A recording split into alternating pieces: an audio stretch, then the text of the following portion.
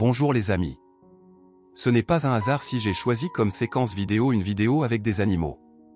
Cela se reflète indirectement dans le sujet de notre conversation d'aujourd'hui. Parce que les humains peuvent se comporter encore pire que certains animaux. Le sujet a été inspiré par les haineux sur internet et leurs commentaires sous diverses vidéos. D'où vient cette haine? Cette discorde interhumaine? Pourquoi certains groupes de personnes en méprisent-ils d'autres? Certains détestent les homosexuels, d'autres détestent les hommes ou les femmes, d'autres détestent les personnes obèses, d'autres encore détestent tous les riches, d'autres encore détestent tous les représentants d'une certaine nationalité. J'ai donc décidé d'expliquer les origines de cette réaction. Après tout, de tels commentaires peuvent être rédigés par des personnes très instruites et apparemment cultivées. On ne sait jamais quelles sont les croyances d'une personne. Je pense que vous avez rencontré dans votre vie, peut-être plus d'une fois, des phénomènes de xénophobie dans diverses sphères de la vie. Même à la maternelle ou à l'école, on a peut-être été taquiné, quelqu'un était un enfant roux, obèse ou avec des oreilles décollées, portant des lunettes. Les enfants montrent leur cruauté, mais les adultes ne sont pas en reste, seules les formes de celle-ci, la cruauté et la xénophobie changent. Et ceci, malheureusement, n'est pas seulement un phénomène culturel, mais aussi biologique, car c'est ainsi qu'était structurée la conscience animale de nos lointains ancêtres, la société primitive. Quiconque ne nous ressemble pas est automatiquement enregistré comme ennemi. Mais cette hostilité est bien sûr renforcée ou affaiblie par les institutions et les phénomènes sociaux, l'éducation et l'environnement dans lequel une personne évolue. Pourquoi pensons-nous en termes de « ils sont tous comme ça » ? Comment vaincre le xénophobe intérieur en soi? Je vais essayer de révéler ces mécanismes aujourd'hui dans cette vidéo.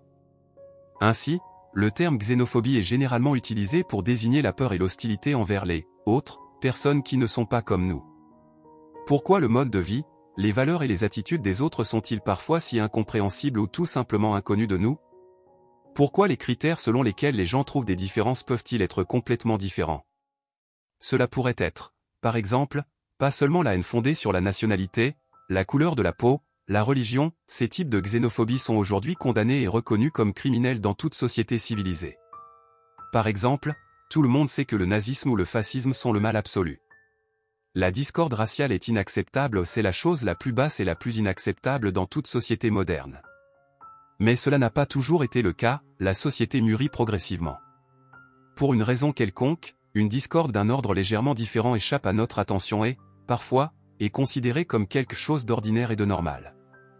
Ce blogueur a une apparence désagréable, il a une voix grinçante, il nous est désagréable. Discorde quotidienne, il n'est pas de notre entreprise, pas comme nous. Vous ne devriez pas communiquer avec lui. Avez-vous déjà entendu de telles remarques? Surtout chez les enfants, les jeunes à la conscience encore immature, les infantiles. Tout cela a une explication absolument biologique. Les scientifiques en neurosciences sont arrivés à une conclusion claire et décevante, notre cerveau est naturellement programmé pour la xénophobie. Les facteurs culturels, économiques et sociaux ont une influence tout aussi forte sur nos comportements, car ils reçoivent le soutien interne de structures sous-corticales plus anciennes du cerveau, système limbique, formation réticulaire et autres. Pour faire simple, cela est dû aux anciennes structures du cerveau qui, au cours de l'évolution, ont conservé leurs anciennes fonctions. Le cortex cérébral s'est développé au cours de l'évolution, mais le tronc cérébral et les structures sous-corticales ont conservé leurs anciennes fonctions. Ils vivent avec nous, tout comme les émotions, les sentiments, les réactions animales vivent avec nous, courir, s'enfuir ou être agressif, attaquer. La nature biologique de l'homme se méfie de tout ce qui est nouveau et inconnu, c'est-à-dire d'un certain conservatisme naturel. Cela nous a aidés à survivre, à échapper aux ennemis naturels. Amabilité et tolérance envers ceux que nous classons comme les nôtres, et même hostilité envers les étrangers. Il s'agit d'un phénomène à grande échelle très important que les scientifiques appellent biais intragroupes. Les gens perçoivent le même ensemble d'actions de manière très différente selon qu'elles sont réalisées par un membre de notre groupe ou par un étranger. Si des représentants de notre groupe, par exemple, ont commis un acte d'agression, alors nous le percevons de manière positive, c'est pour nous une guerre sainte. Si la même action a été commise par nos ennemis, représentants d'une autre communauté, alors cela est interprété de manière absolument négative. Laissez-moi vous donner un exemple. Nous savons tous que le sport de haut niveau doit être honnête et qu'il n'est pas bon de tricher ou de tromper. Mais lorsqu'un représentant de votre équipe préférée, votre idole, votre athlète préféré triche, alors il semble que cela soit autorisé. L'un des buts footballistiques les plus célèbres de l'histoire, inscrit par la légende du football, l'Argentin Diego Maradona, à la 51e minute du quart de finale de la Coupe du Monde de la FIFA 1986 contre l'Angleterre. L'arbitre a ensuite compté à tort un but marqué par Diego Maradona avec sa main. Des milliers de spectateurs l'ont vu, mais ce but contre les Anglais a permis à l'Argentine de remporter la victoire sur le score de 2-1. Lors de la conférence d'après-match, Maradona lui-même l'a indirectement admis, laissant entendre qu'il avait marqué le but avec son poing, mais les supporters argentins ne s'en souciaient plus, tout le monde l'appelait « la main de Dieu ». Autrement dit, si ce sont les nôtres qui trichent, alors c'est normal, c'est la « main de Dieu », mais si nos ennemis, nos rivaux font de même, alors c'est tromperie, falsification et injustice. La psyché émet des pensées sur les conséquences négatives, sur la tricherie, et le sentiment de culpabilité est destructeur et ne dure pas trop longtemps chez une personne normale. Par exemple, dans une étude scientifique réalisée en 2013, les participants ont été répartis au hasard en 2 équipes et ont regardé des vidéos des membres de leur équipe et d'une équipe concurrente effectuant certaines actions. La tâche des spectateurs était d'évaluer la dextérité et la rapidité des mouvements des mains des athlètes. En moyenne, les actions de l'équipe propre ont été jugées plus rapides que celles de l'équipe adverse. Bien qu'objectivement la vitesse des équipes soit à peu près la même, telles étaient les conditions de l'expérience. Les scientifiques ont ensuite mené une étude supplémentaire utilisant l'imagerie par résonance magnétique, IRM, du cerveau. Les participants qui ont indiqué une forte différence de vitesse entre les 2 groupes ont montré une activité accrue dans le lobe pariétal inférieur, une région du cerveau qui coordonne la perception et l'action. Cela signifie que les préjugés en 2 groupes se produisent très tôt dans la perception, avant qu'une décision consciente ne soit prise sur la manière d'agir. Avant d'avoir eu le temps de réfléchir, vous avez déjà pris une décision en faveur de votre groupe, de vos frères. Ce comportement s'explique par le fait qu'il y a des dizaines de milliers d'années, lorsque notre cerveau évoluait, il n'existait aucune condition préalable pour que les gens créent une société aussi civilisée dans laquelle l'hostilité envers ceux qui sont différents pourrait menacer l'existence de l'humanité. Par conséquent, la dureté et l'inflexibilité de notre psychisme peuvent être appelés mécanismes de rigidité, mécanismes de défense. Le plus souvent, ils font référence aux soi-disant distorsions cognitives, dont parle le psychologue Daniel Kahneman dans son célèbre livre « Pensez lentement, décidez vite ». L'une des distorsions les plus courantes est le stéréotype. Un stéréotype est un jugement simplifié, stable sur un groupe, construit selon la formule « ils sont tous », le nom d'un groupe est alors prononcé, comme ça. Et vient ensuite une caractéristique, une épithète. Par exemple, « toutes les femmes sont stupides » ou « les femmes conduisent mal une voiture » ou « toutes les personnes obèses sont nécessairement malades et vivent peu de temps ». Les stéréotypes reposent sur la tendance de notre psychisme à économiser les ressources grâce à la catégorisation. Nous n'avons pas besoin de mémoriser beaucoup d'informations dispersées si nous parvenons à décomposer le monde en clusters et à fonctionner avec les attributs de clusters plutôt qu'avec des objets individuels. Les stéréotypes ne sont pas toujours basés sur une expérience personnelle. Très souvent, nous avons un stéréotype formé à propos d'un groupe de personnes avec lesquelles nous n'avons absolument aucune expérience personnelle d'interaction. Beaucoup, par exemple, ne sont pas eux-mêmes allés en Afrique, mais ils pensent qu'il y aura certainement une grande pauvreté là-bas et que presque tous les gens sont paresseux et ne veulent pas travailler. C'est un mauvais stéréotype.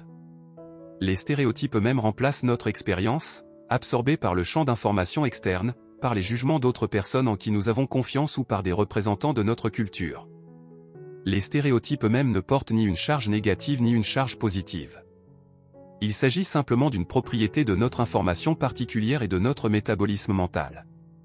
Une réalité avec laquelle nous, en tant qu'êtres biologiques, avons grandi, absorbé, et contre laquelle nous ne pouvons plus rien faire. Le deuxième niveau de distorsion est celui des préjugés. Les préjugés se forment sur la base de stéréotypes moralement inoffensifs. Ce sont déjà des jugements teintés négativement sur une personne, qui sont émis sur la base de son appartenance à un groupe. Les préjugés sont un jugement délibéré, le premier pas vers la discrimination, cela inculque des préjugés contre une personne uniquement sur la base de son identification à un certain groupe. On peut distinguer, par exemple, les préjugés sur l'orientation sexuelle, les préjugés de genre, appelés sexisme, ou les préjugés liés à l'âge, appelés agisme. Sur la base des préjugés, la psyché forme une attitude ou une disposition inconsciente à certains jugements et actions. Une telle attitude peut se manifester sous la forme d'actions discriminatoires. Par exemple, de nombreux experts affirment aujourd'hui que la pandémie de Covid-19 a entraîné une augmentation de l'intolérance, qui se traduit par une augmentation du nombre de déclarations xénophobes sur les réseaux sociaux. presque tout le monde a une expérience négative d'interaction avec au moins un représentant de n'importe quelle catégorie des autres, il est donc d'accord en interne avec certains préjugés. Ce phénomène psychologique est connu sous le nom de biais de confirmation. Il s'agit d'un biais cognitif dans lequel les gens ont tendance à rechercher et à interpréter des informations d'une manière qui confirme des croyances ou des hypothèses antérieures, tout en ignorant ou en écartant les informations qui contredisent ces premières croyances. Cette approche ne permet pas de prendre en compte des points de vue alternatifs et des preuves objectives et entrave donc considérablement l'efficacité de la prise de décision.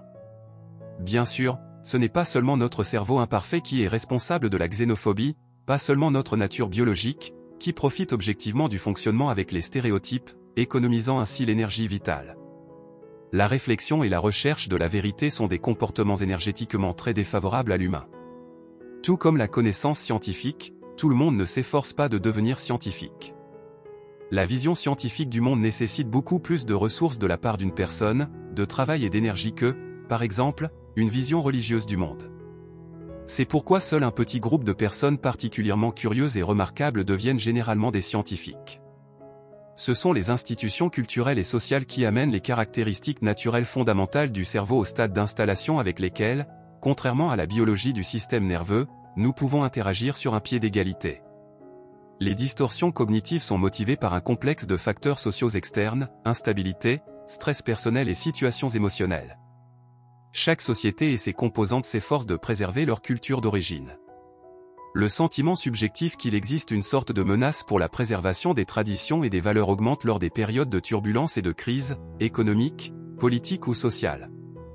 Un désir naturel, soutenu par des attitudes psychologiques, se résume au désir de se protéger et protéger certains aspects de son identité contrôlée, réponse aux questions profondes, qui suis-je, ou, qui suis-je, du contact avec l'altérité, l'étrangeté. Cela est dû à la crainte que tout contact entraîne l'érosion et le changement de notre identité. Mais en fait, tout se passe exactement à l'opposé, nous réalisons qui nous sommes et à quoi nous ressemblons seulement lorsque nous entrons en contact avec des autres, qui ne nous ressemblent pas, lorsque la possibilité de comparaison et de comparaison se présente. En d'autres termes, les contacts interculturels renforcent notre identité plutôt que de la détruire.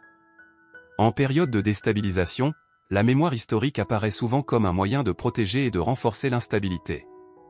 Les conflits historiques entre nations ou groupes ethniques refont surface dans la mémoire des gens, commencent à être activement discutés, s'intensifient et peuvent contribuer au retour d'anciens préjugés.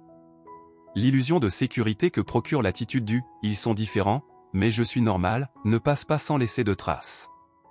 En utilisant des étiquettes, des stéréotypes et des modèles, nous sommes obligés de bloquer notre pensée critique et créative. Nous sacrifions notre propre efficacité et notre réussite pour étouffer les conflits internes. En conséquence, nous économisons de l'énergie, mais notre psychisme devient plus rigide, et donc moins adaptable dans un monde en évolution rapide et plein de diversité. À plus grande échelle, toute xénophobie entraîne une escalade des conflits. Comment pouvez-vous corriger votre façon de penser si vous remarquez en vous cette intolérance envers des groupes entiers de personnes? Que recommandent les psychologues à ces personnes qui écrivent de tels commentaires, crachent de la haine, des insultes et de la haine? Le refus d'entreprendre quoi que ce soit sous la menace imaginaire d'un échec peut conduire à une impuissance acquise. Pour changer de stratégie, il est nécessaire d'identifier un domaine sur lequel nous pouvons personnellement influencer régulièrement, quotidiennement. Cela peut être un tout petit domaine de responsabilité. Au minimum, ce sont nos propres pensées et actions, qui relèvent de la responsabilité de toute personne mentalement saine. Par exemple, ne restez pas silencieux lorsqu'une autre personne est insultée devant vous. Que cela soit mérité ou non, il est inacceptable d'être agressif et d'insulter autrui. Aidez si possible. Renseignez-vous davantage sur une culture étrangère afin d'être le plus objectif possible. Il n'est pas nécessaire de faire des efforts supplémentaires, seulement ce qui sera sécuritaire pour vous et ne vous coûtera pas trop cher. Comme pour la manipulation, il est important d'identifier et de nommer le facteur de stress. Face à une situation dans laquelle vous opérez avec un stéréotype ou un préjugé, posez la question, suis-je objectif, ou est-ce mon préjugé imposé par quelqu'un? Est-ce que je généralise? Qu'est-ce qui influence mes décisions maintenant? Émotion ou connaissance objective? Avant d'écrire sur Internet les phrases « tous les médecins sont des meurtriers »,« toutes les femmes sont stupides » ou « tous les migrants sont des criminels », réfléchissez. Par quoi vous guidez-vous? Une telle approche ne fera bien sûr pas de nous des sortes d'experts et de je sais tout, mais elle nous permettra, comme on dit, d'améliorer au moins légèrement notre esprit critique, d'augmenter le niveau de tolérance, et réduire les agressions non motivées. C'est quelque chose qui manque malheureusement à beaucoup d'entre nous. Merci d'avoir écouté mes pensées. J'espère que ces réflexions n'étaient pas nouvelles pour la grande majorité des téléspectateurs de cette chaîne. J'espère que je n'ai pas eu besoin de vous rappeler tout cela et de vous l'expliquer une nouvelle fois. Ici, sur cette chaîne, il y a au départ beaucoup de gens instruits, cultivés, intéressés par la science, responsables, gentils. La xénophobie est étrangère à de telles personnes. Abonnez-vous, il y aura de nombreuses vidéos intéressantes et utiles, notamment sur des sujets philosophiques et des sujets liés à la psychologie du comportement humain. Il existe également de nombreuses vidéos sur des sujets importants de la vie. J'espère que les téléspectateurs de cette chaîne comprennent l'importance de la lutte contre la xénophobie et les conflits interhumains. Cette information n'était pas nouvelle pour eux. Mais en tout cas, vous avez admiré les beaux représentants de la faune, des animaux divers. Mais pour beaucoup, la compréhension de l'importance de la pensée critique en tant que vaccin contre la xénophobie reste malheureusement floue. Merci de votre attention. Bonne chance à vous. Et à bientôt.